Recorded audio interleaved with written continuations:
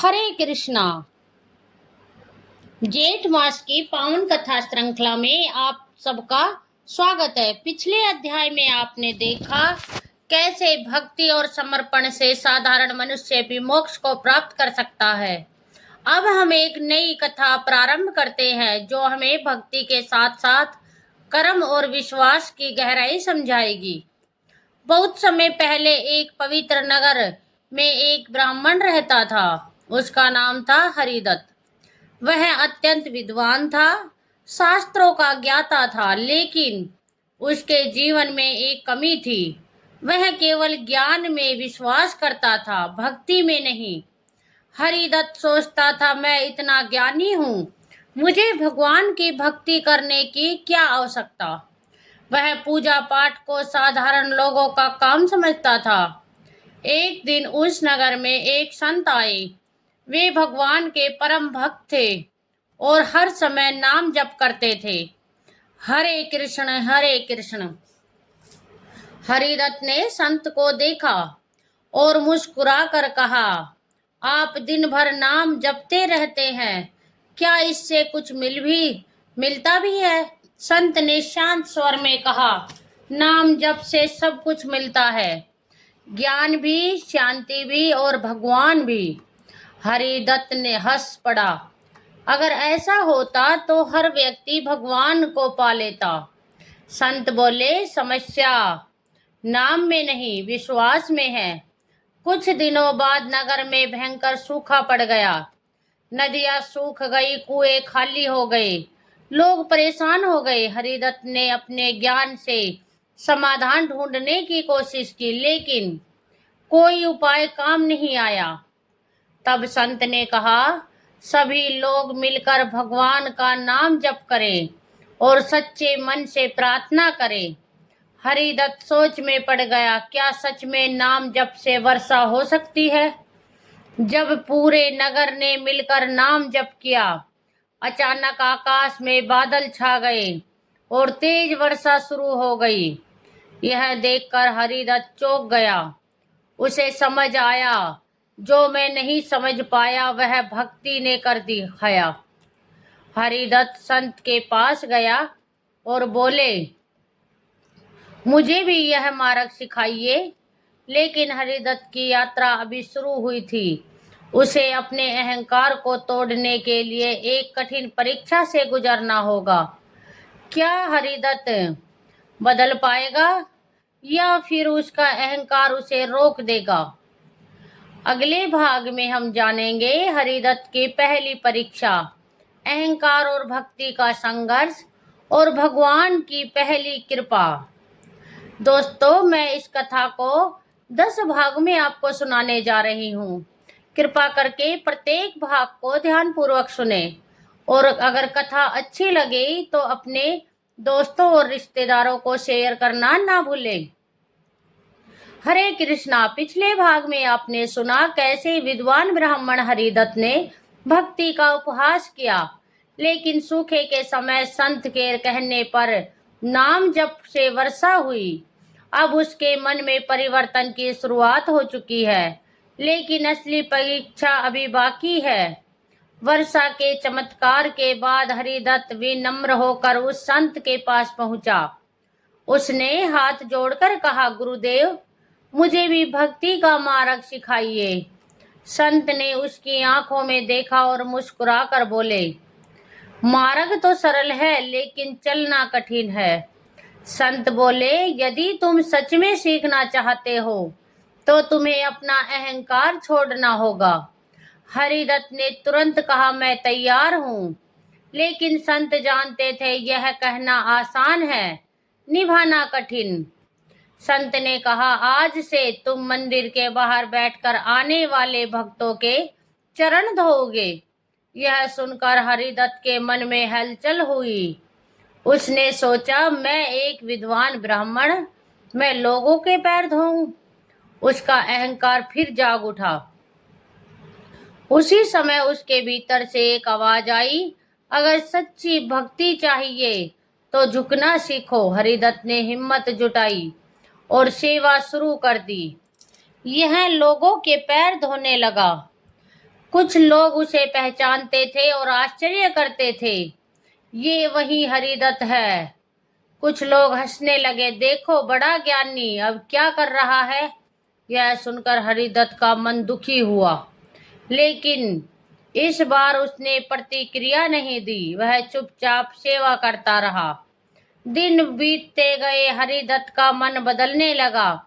उसे सेवा में आनंद आने लगा। उसका अहंकार कम होने लगा। उसका हृदय नरम होने लगा। एक दिन जब वह सेवा कर रहा था, उसे ऐसा अनुभव हुआ जैसे भगवान विष्णु स्वयं उसके सामने खड़े हैं। उसकी आंखों से आंसू बहने लगे। वह मन ही मन बोला, प्रभु अब मुझे समझ आ गया। संत उसके पास आए और बोले, अब तुम सही दिशा में हो, लेकिन अभी तुम्हारी परीक्षा पूरी नहीं हुई। संत ने कहा, अगली परीक्षा और कठिन होगी। इस बार तुम्हें अपने ज्ञान का त्याग करना होगा। हरिदत्त ने आश्चर्य से पूछा, ज्ञान का त्याग? संत बोले, जब तक तुम मैं जानता हूँ सोचते रहोगे, तब तक भगवान को नहीं जान पाओगे। हरिदत्त अब एक नए द्वंद्व में फंस गया। क्या वह अपना ज्ञान छोड़ पाएगा? क्या वह पूरी तरह समर्पण कर पाएगा? अगले भाग में आप जानेंगे हरिदत्त की दूसरी परीक्षा, ज्ञान और भक्ति का अंतिम संघर्ष और भगवान की अद्भुत लीला। हरे कृष्णा। पिछले भाग में आपने देखा कैसे विद्वान ब्राह्मण हरिदत्त ने सोचा, ने सेवा के माध्यम से अपने अहंकार को थोड़ा त्याग दिया, लेकिन अब उसके सामने उससे भी कठिन परीक्षा थी, अपने ज्ञान का त्याग। यहीं से उसकी असली आध्यात्मिक यात्रा शुरू होती है। हरिदत्त पूरी रात सोचता रहा, ज्ञान तो सबसे श्रेष्ठ है, फिर इसे त्यागने की क्या आवश्यकता। उसे लगता था कि शास्त्रों का ज्ञान ही भगवान तक पहुंचने का मार्ग है, लेकिन संत की बात उसे अंदर से झंझोड़ कर रही थी। अगले दिन हरिदत्त संत के पास पहुंचा और विनम्र होकर पूछा, गुरुदेव क्या ज्ञान गलत है? संत मुस्कुराए और बोले, ज्ञान गलत नहीं है, लेकिन ज्ञान का अहंकार सबसे बड़ा बंधन है। संत ने आगे कहा, तुम्हें ज्ञान छोड़ना नहीं है, मैं जानता हूं यह भाव छोड़ना है। संत ने आदेश दिया, आज से तुम शास्त्रों की चर्चा बंद करोगे और केवल नाम जप करोगे। यह सुनकर हरिदत्त चौंक गया। मैंने जीवन भर शास्त्र पढ़े, अब मैं बोल भी नहीं सकता। उसका मन फिर से विरोध करने लगा, लेकिन इस बार उसने संत की बात मान ली। वह एक कोने में बैठ गया और धीरे धीरे जप करने लगा, हरे कृष्ण हरे कृष्ण। शुरुआत में उसका मन बार बार भटकता, शास्त्रों के श्लोक याद आते, तर्क करने का मन करता, दूसरों को समझाने की इच्छा होती, लेकिन वह खुद को रोकता रहा। कुछ दिनों बाद उसका मन शांत होने लगा। अब उसे शब्दों की आवश्यकता नहीं थी, वह केवल नाम में ही आनंद मिलने लगा। एक दिन जप करते करते उसे ऐसा लगा जैसे उसके भीतर प्रकाश फैल रहा हो, और जब उस प्रकाश में उसने अनुभव किया भगवान विष्णु, उसकी आंखों से आंसू बहने लगे। वह बोला, हे प्रभु, आज तक मैं आपको शब्दों में ढूंढता रहा, लेकिन आप तो मेरे हृदय में ही थे। संत दूर से यह सब देख रहे थे। वे पास आए और बोले, अब तुम समझ गए हो, ज्ञान से भगवान को समझा जा सकता है, लेकिन भक्ति से भगवान को पाया जा सकता है। फिर संत ने गंभीर होकर कहा, अब तुम्हारी अंतिम परीक्षा बाकी है। हरिदत्त ने पूछा, गुरुदेव अब क्या करना है? संत बोले, अब तुम्हें अपने जीवन की सबसे प्रिय वस्तु का त्याग करना होगा। हरिदत्त सोच में पड़ गया, मेरे लिए सबसे प्रिय क्या है? तभी उसे समझ आया, मेरा ज्ञान, मेरी प्रतिष्ठा, मेरा अहंकार। अब सवाल यह था, क्या हरिदत्त सच में सब कुछ छोड़ पाएगा या फिर अंतिम क्षण में उसका अहंकार वापस आ जाएगा। अगले भाग में आप जानेंगे हरिदत्त की अंतिम और सबसे कठिन परीक्षा। क्या वह पूरी तरह समर्पण कर पाएगा और क्या भगवान स्वयं प्रकट होंगे। तो देखने के लिए हमारे साथ बने रहिए। हरे कृष्णा।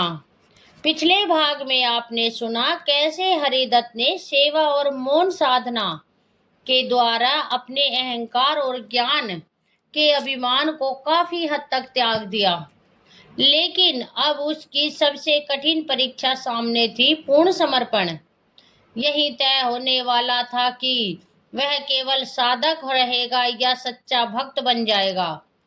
उस रात हरिदत्त सो नहीं पाया। वह बार बार सोचता रहा, मेरे जीवन की सबसे प्रिय वस्तु क्या है। धीरे धीरे उसे समझ आया, मेरी प्रतिष्ठा, मेरा ज्ञान और लोगों का सम्मान।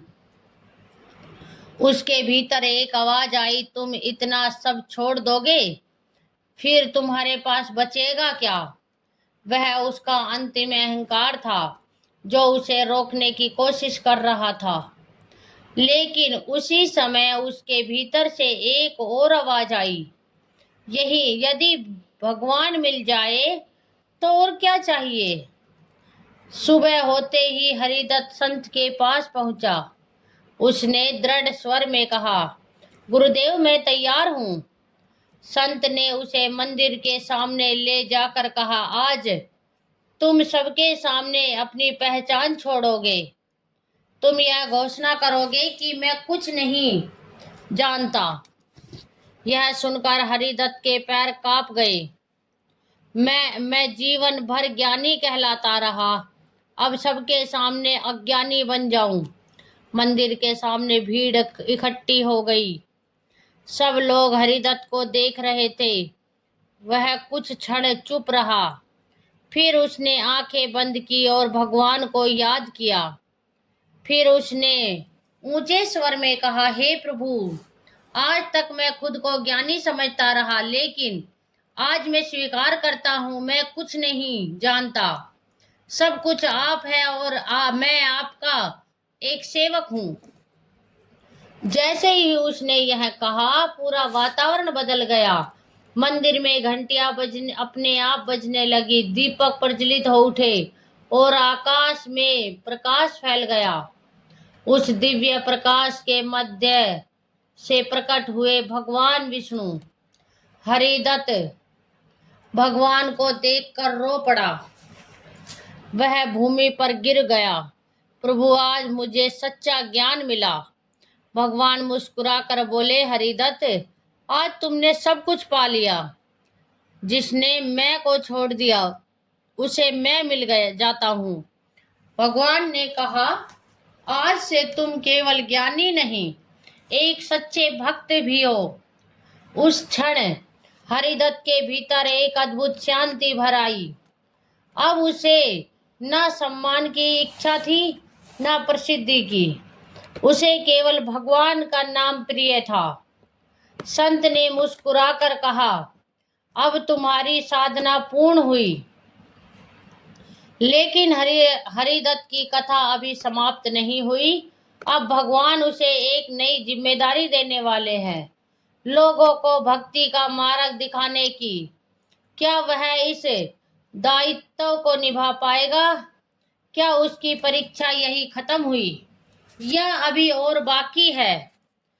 आगे भाग में आप जानेंगे हरिदत्त को भगवान का आदेश, उसकी नई यात्रा और भक्ति का प्रसार। हरे कृष्णा।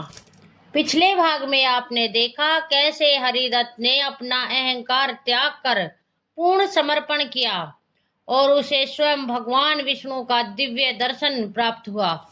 अब उसकी साधना एक नए चरम में प्रवेश करती है। भक्ति को अपने तक सीमित न रखकर संसार में फैलाना।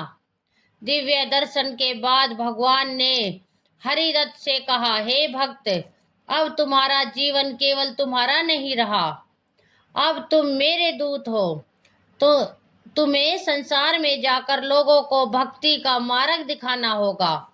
हरिदत्त ने सिर झुका लिया और बोला, प्रभु, मैं तो एक साधारण व्यक्ति हूँ, मैं यह कार्य कैसे कर पाऊंगा? भगवान मुस्कुराए। जो स्वयं को छोटा समझता है वही सबसे बड़ा कार्य करता है। तुम अकेले नहीं हो, मैं सदा तुम्हारे साथ हूँ।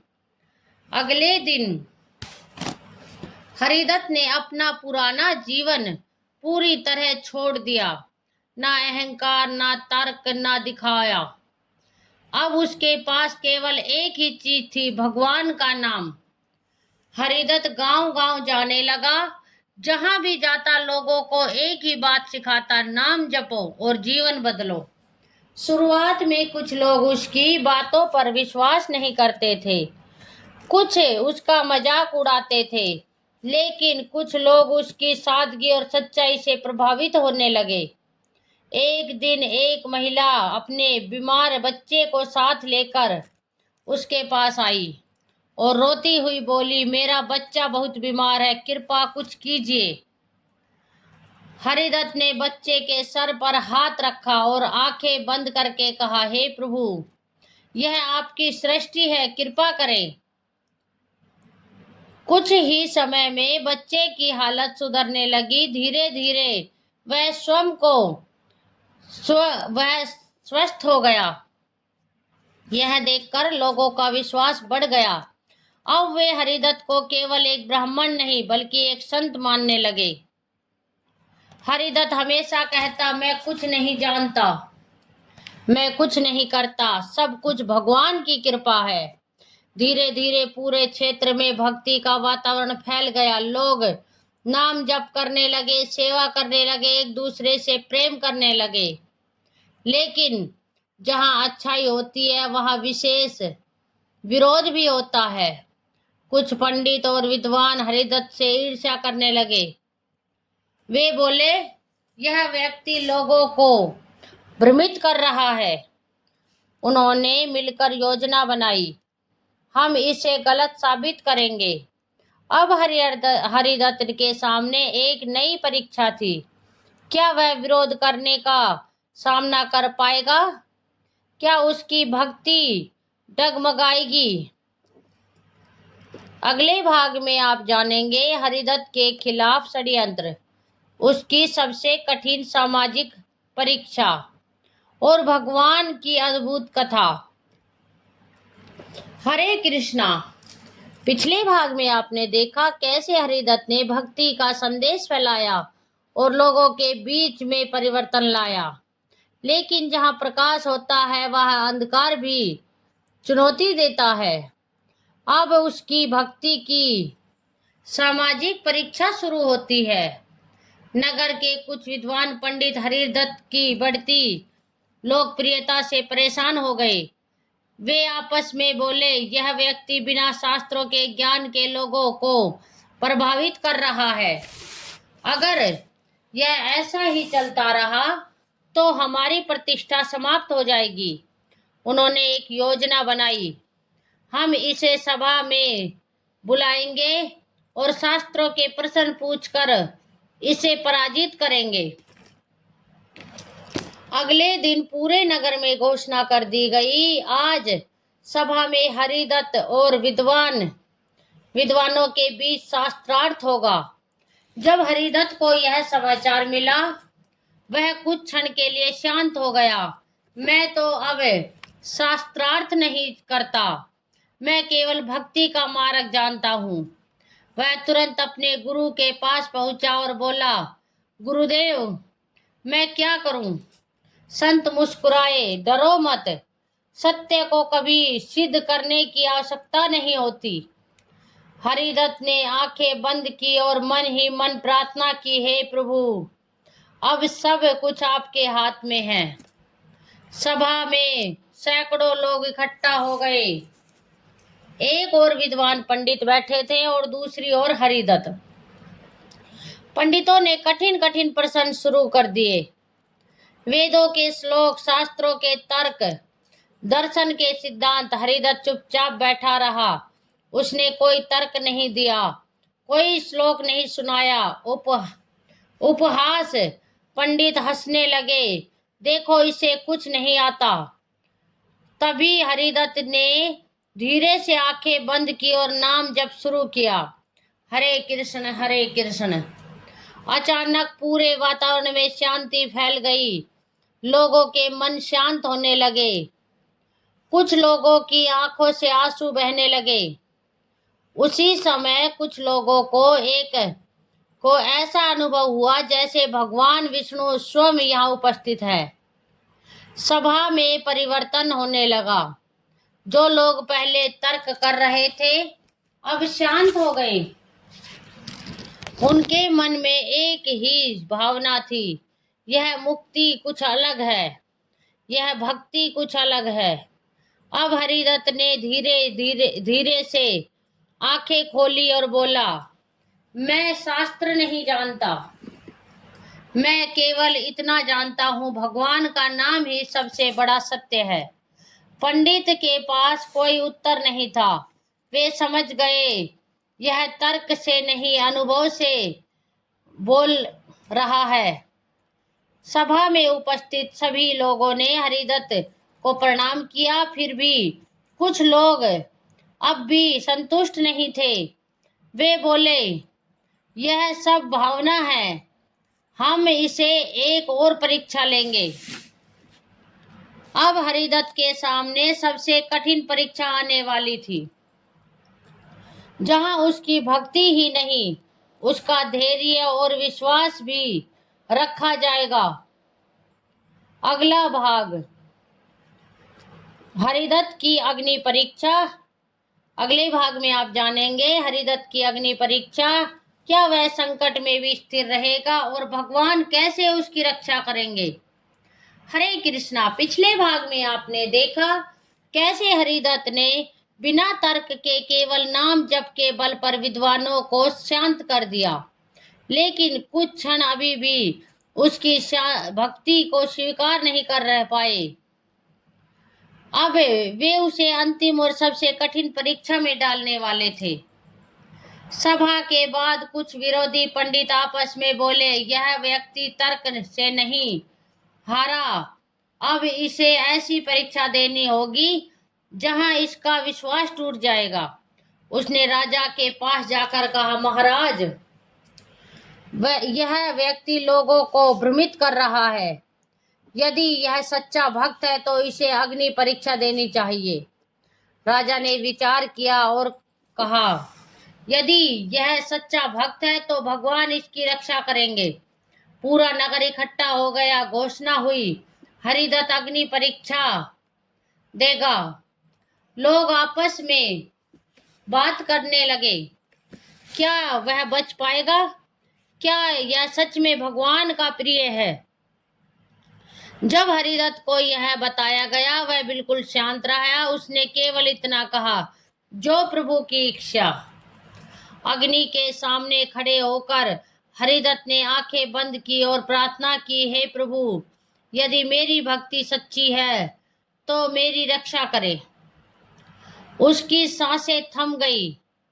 सबकी सांसें थम गई। हरिदत्त धीरे धीरे जलती हुई अग्नि में प्रवेश करने लगा। जैसे ही वह अग्नि के भीतर गया, अचानक अग्नि शांत होने लगी। ज्वालाएं ठंडी हो गई। अग्नि के भीतर हरिदत्त को ऐसा अनुभव हुआ जैसे भगवान विष्णु स्वयं उसके सामने खड़े हों। भगवान ने मुस्कुराकर कहा, डरो मत, मैं तुम्हारे साथ हूं।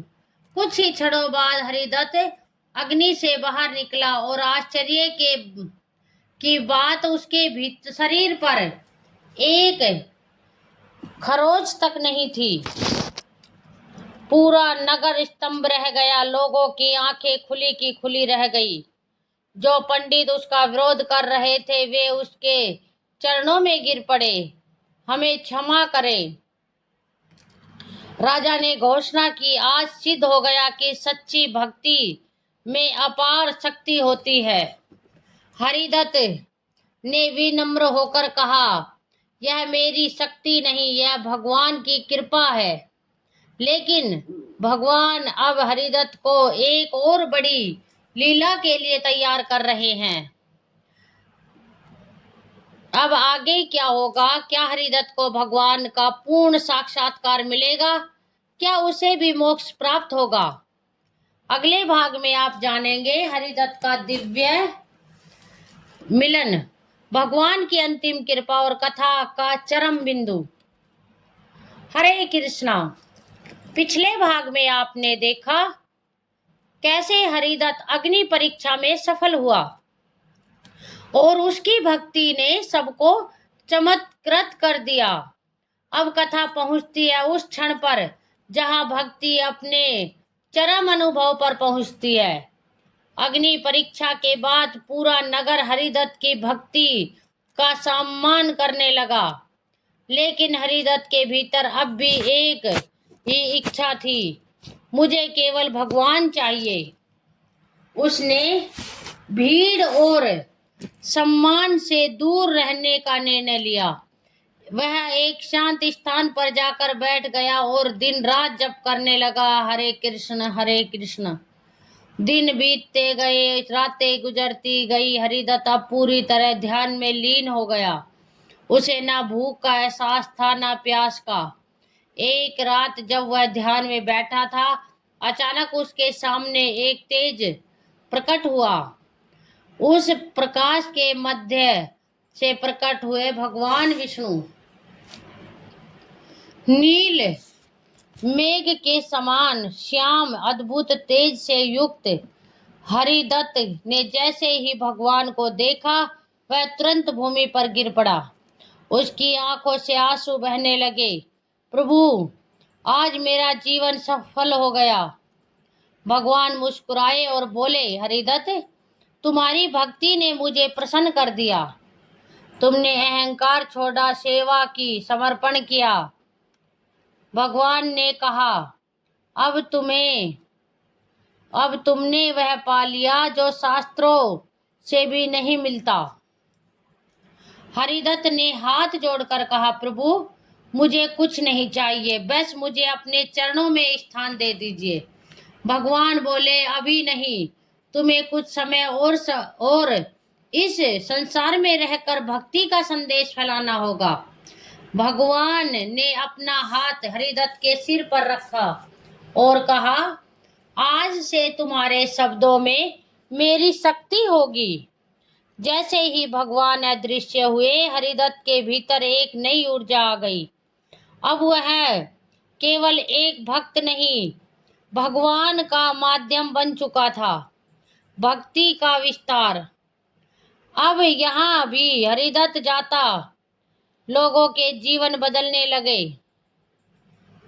लगते, दुखी को शांति मिलती, रोगी को राहत मिलती और भटके हुए को मार्ग मिलता।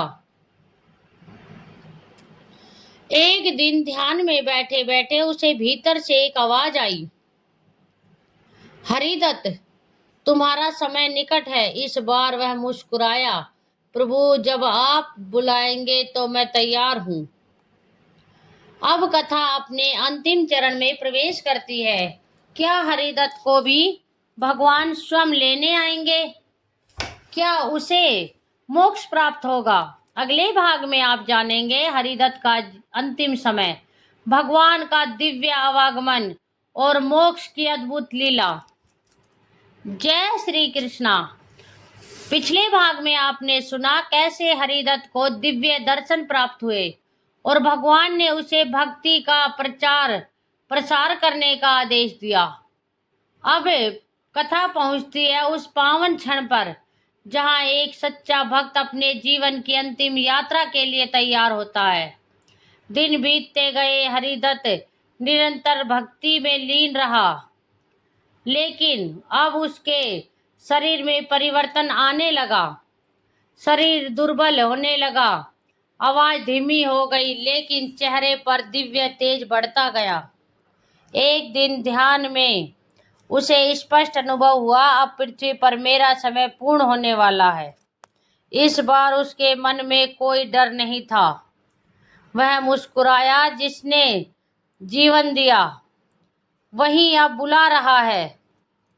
हरिदत्त के ने अपने शिष्यों और नगरवासियों को बुलाया और शांत स्वर में कहा, हे प्रियजनों, अब मेरा समय निकट है, लेकिन जाने से पहले मैं तुम्हें एक बात कहना चाहता हूँ।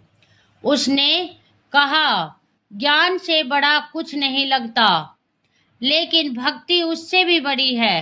अहंकार सबसे बड़ा शत्रु है और समर्पण ही सबसे बड़ा उपाय है। अंतिम नाम जप। उस रात हरिदत्त मंदिर के पास बैठा और धीरे धीरे जप करने लगा, हरे कृष्णा हरे कृष्णा। आकाश शांत था, हवा सुगंधित हो गई थी, मंदिर में दीपक स्वयं प्रज्वलित हो उठे थे।